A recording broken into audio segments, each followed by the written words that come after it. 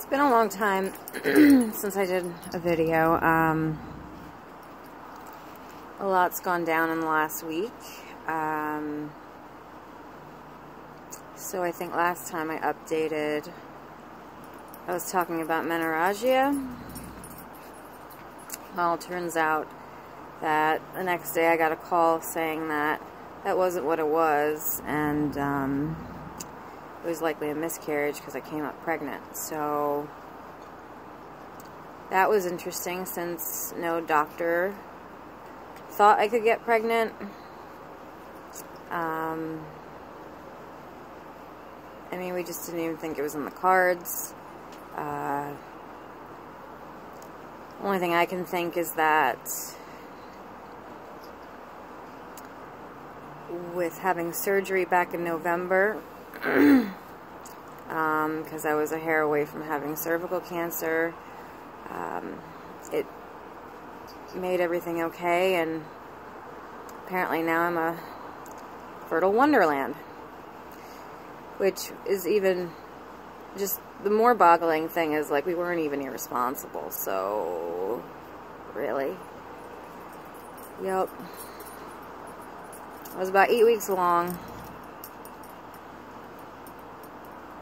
I mean, I've definitely had a week to kind of digest it all and get all my crying out, and I did. I just never thought this would be something that we'd even be dealing with in any way, shape, or form, really, ever, just because of no one thought my body could even do this.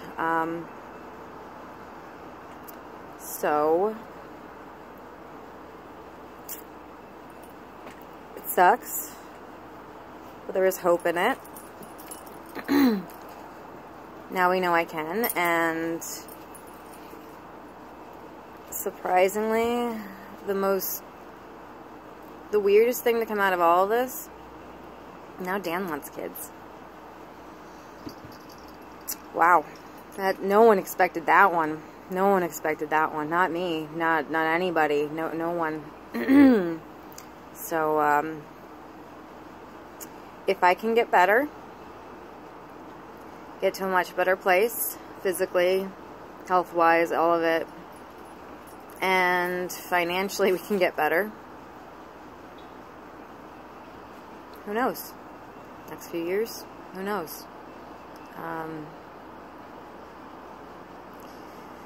So funny, because yeah, like my last video is like, yeah, I'm never gonna have a kid, never want one, never want to put a kid at risk, blah blah blah blah blah. And it's like, the fact that it even stayed for the 8 weeks that it did,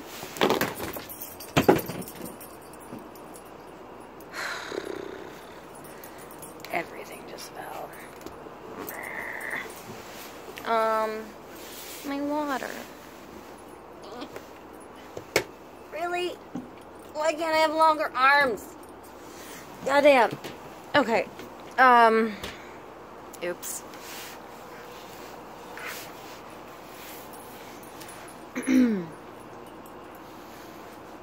Yeah, so I never thought, you know, I was all like, oh, I'm never gonna have a kid because of blah blah blah blah, this and that. And it's like, yeah, well, if there's a cure for this shit, if I can get diagnosed properly for all of it, you know, nerve damage doesn't mean a child is going to get it, you know? That is from direct exposure to poisons,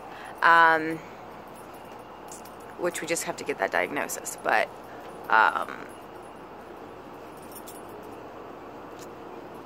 and if I can get my head straight, and, you know, I've definitely fallen a little behind in my hip recovery, but that's all from an injury, so. And a lot of my head problems are probably directly just related with what my mother did. And can I just not have butterfingers, for fuck's sake? Jesus. Okay, I'm just gonna do this for a second. You're gonna look at my nose, and I'm sorry, because my lips are dying. But yeah, any of those things, more of a reaction to what happened to me, and exposure to things and so forth. So obviously I wouldn't expose a child to those things, you know. However, I think the number one thing that killed me with this miscarriage, which I remember what I was saying, was that 8 weeks along, it fought for a long time. It fought for a long time between MRIs and radiation, between this terrible drug that I'm on that, like, you cannot be pregnant. You cannot look to get pregnant while you're on this thing. And let's be real. Drugs killed this baby. I always told myself I would never hurt a child, especially with drugs. However, I didn't even know. Nobody knew. I have a very irregular period as it is, so missing a month, normal. That's just normal. But here I am almost at 2 weeks of bleeding, and that's so abnormal. But obviously last week, just... that Thursday morning, I know I lost it. I know that's when I did. Part of me is angry at myself for not grabbing it out, I guess. Sorry for the TMI, but if I could have either buried it or cremated it, it would have made me feel a lot better, instead of flushing it down the toilet. But it wasn't the right time. God damn, was it not the right time. And with all of this tragedy comes hope. So with it came good. And I'm not my mother. I'm not putting heroin in my body. I'm not wearing a girdle so I can continue to prostitute while pregnant. That was a thing. I'm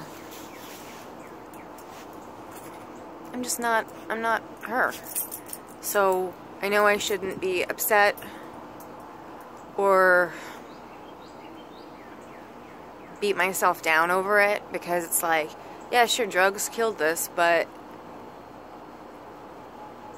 this was me trying to get better. Nobody knew, no one thought, and God, we were responsible, which is like, just like, wow, just wow, that's so nuts. So nuts. I mean, as I said, a freaking fertile wonderland. Never would I have guessed it. I mean, I guess the surgery just made everything better, and now everything's healed and good, which, hooray, hooray, I can heal. In regards to all my other health, I tried going back to work last week and the week before, and I had to be at a higher dose to even be at work, because if I was at 800 milligrams... Riley, don't eat a rock. Sorry.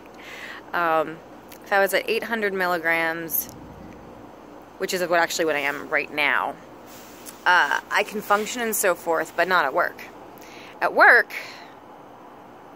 I was having eye pain and facial pain, so it wasn't enough to keep me going for what I was doing. So I decided to up myself to 1,000 and tried my best, and it made me so unbelievably sick, and I really don't think it was the pregnancy doing that. Like, I really, because it really felt like the way these meds have felt. Like a lot of just weirdness in my head, and like balloons giving pressure, and tinnitus going crazy, and you know, just sick. Like more of a dizzy Meniere's rather than like a nausea kind of thing. So it's like, I don't even know if I had any pregnancy symptoms other than, to be honest, my boobs just hurt. That was basically it. And there's one day where I kind of almost threw up, but just thought I like ate something weird. I don't know, but... And the other thing is I can feel some of these pregnancy symptoms for up to like a month afterwards. But again, I didn't really feel any to begin with. A lot of the symptoms which I was looking up and so forth were similar to a lot of the way I feel anyway, so probably wouldn't even have changed much until if I was later along.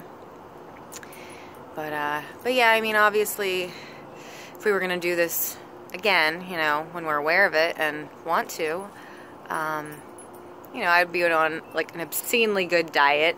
You know, I would probably have to come off all medication, which I don't know how that would be or whatever, but I just don't want anything in my body. I don't want anything in my body for a kid. I don't want any of that. If I gotta be in pain for 9-10 months, whatever. As long as I have the ability to not work while I was going through that time, so be it.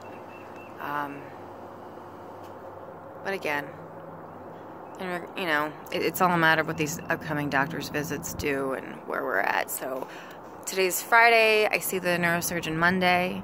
We're going to reevaluate the medication because I haven't been able to work. And it's just, I need to make money. So I see the neurosurgeon on Monday. The only thing I'm weirded out by is, like, I hope he doesn't get, like, oh, well, we don't know if those were symptoms of the medication or your pregnancy, so we want you to continue with the meds and yada yada. And it's like, no, please, God, no. These meds are horrible. I hate them. They make me so just messed up in my head. And again, it's not like that, like, necessarily like nausea. It's all that yucky feeling in my head.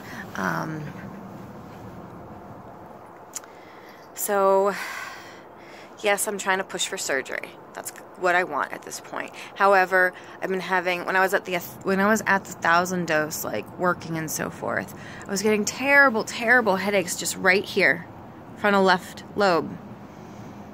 Right, boom, I can tell you, this spot right here, evil, mean, not nice. So I just want to make sure there's nothing else going on, because I know on my MRI there was like a 2mm white patch of, I tried looking, I didn't see it myself. I didn't make anything out there, but apparently there's a 2mm something there. I'm guessing, I mean, it could be caused by inflammation, but is it inflammation being caused by pain or, you know, chicken and egg? I think I brought this up before, so we'll see. So yeah, Monday we'll bring some answers as to what we do next. My neurologist appointment is still a month away because it's in May, not April. Other than that, I'm waiting to hear back from HR today because I have to go on FMLA so I can try to keep my job safe and continue with my benefits.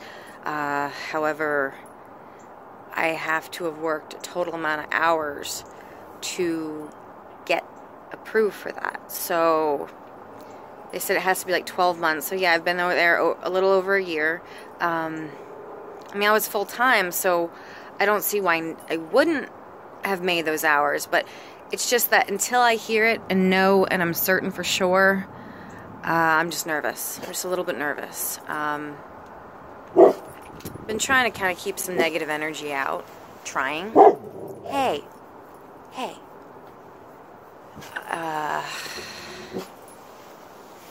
It's hard, you know? There's a lot of things going through my brain and through my heart.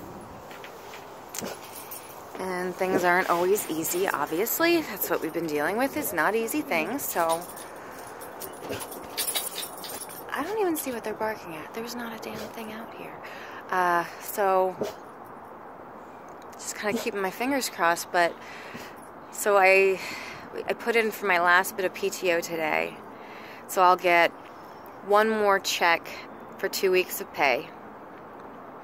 And then on top of that, I finally was approved for my last bit of disability for that short-term disability. And that was... it's going to be a total of 2 weeks of pay. So basically, I'm going to have a total of a month's worth of pay after this. However, after that, nothing. No money coming in on my part. Without my paycheck, we won't be able to make rent. I do have a small stash in my savings, which I've only touched minorly because this one right here, I don't know if you can see her, little Raleigh. I'm going too far. No, there she is. Raleigh. She had gotten her ear blown up with a hematoma a week and a half ago, so $300 there was totally what you needed to spend, so I did pull that out of savings just to get it done. Still better than having to go to the emergency room on a Sunday. So, still thankful for that.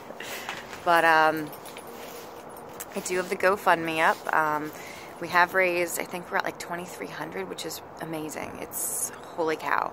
I'm gonna decide whether or not to raise that amount of what we're asking for, because the initial was $3,000, which is what I've already paid out of pocket this year towards all my medical stuff. I felt like that made the most sense out of a number.